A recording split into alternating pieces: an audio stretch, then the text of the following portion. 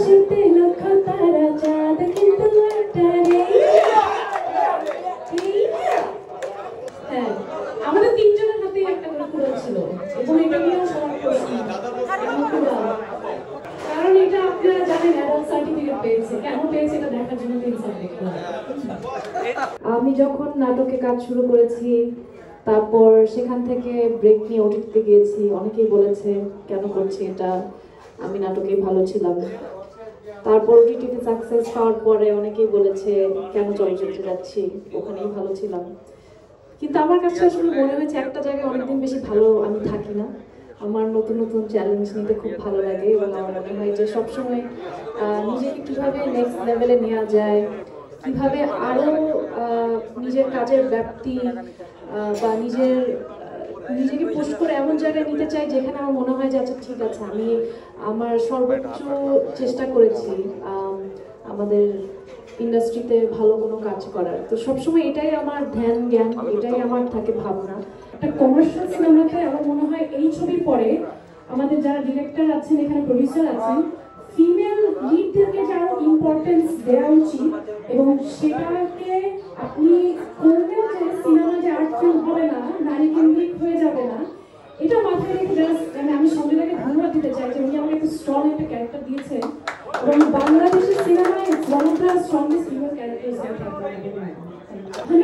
আমি এখানে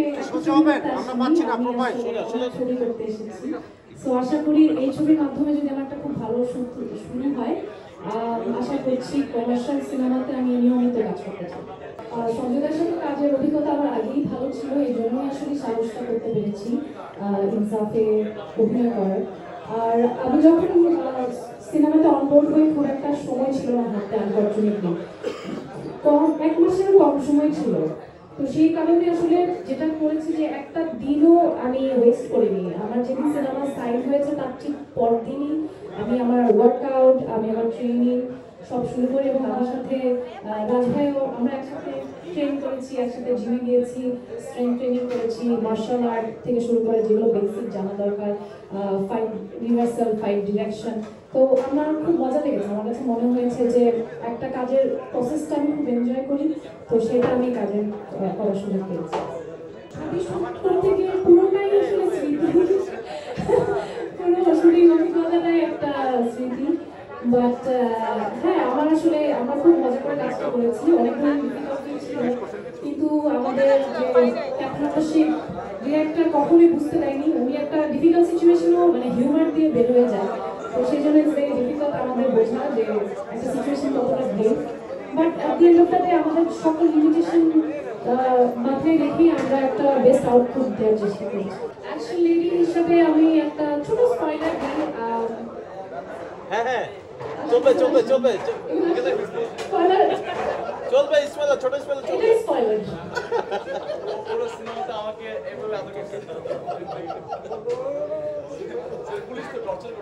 অবশ্যই এবার আসলে ঈদ আমার ইনসাফকে ঘিরে হবে। আমার পরিকল্পনা আমাদের টিমের সবাইকে নিয়ে সবার সাথে যতবার পারি টিম কেটে যে সিনেমা দেখবো। আপু, আমার একটা প্রশ্ন আছে। সবাই বলে যে তাসনিয়া ফারিন অনেক ভালো একজন অভিনেত্রী, কিন্তু উনি তেমন নাচ ভালো পারে না। কিন্তু আপনি এই যে আকাশে তো লক্ষ্য তারা এই গানটা অসাধারণ নেচেছেন, এত ভালো নাচ আপনি কবে কবে শিখলেন? আমি একটা জিনিস বিশ্বাস করি, আমি জানি না আমি ভালো পেয়েছি কিনা, বাট আমার সবসময় চেষ্টা থাকে আমি যাই করি ওইটা যাতে আমি আমার সর্বোচ্চটা দিয়ে করতে পারি এবং আমার পারফেকশনিস্ট। আমি যেই কাজই করি আমি আমার সর্বোচ্চ পারফেকশন দিয়ে করি এবং পারফেক্ট করার চেষ্টা করি। এবং এই নাচের পেছনে অনেক গল্প আছে। আমার দেখেন এখনো পুরো কোরিওগ্রাফি মুখস্থ, আমি এতবার প্র্যাকটিস করেছি practice makes a man perfect আর আ ওম্যান পারফেক্ট। এবং আমাদের পুরো টিম, আমাদের প্রডিউসার, ডিরেক্টর, আমাদের কাস্ট, ক্রিউ, সবাইকে আমি আন্তরিকভাবে ধন্যবাদ জানাতে চাই এত সুন্দর করে ছবিটা শেষ করার জন্য এবং এত কোঅপারেটিভ ছিল সবাই। সো আই হোপ আপনাদের সবার ভালো লাগবে এবং ডিফারেন্ট কিছু করার ট্রাই করেছি। ইকোনমিতে একটা কথা আছে, high risk high reward. So definitely it was a high risk for me, I am hoping for a high reward. Thank you.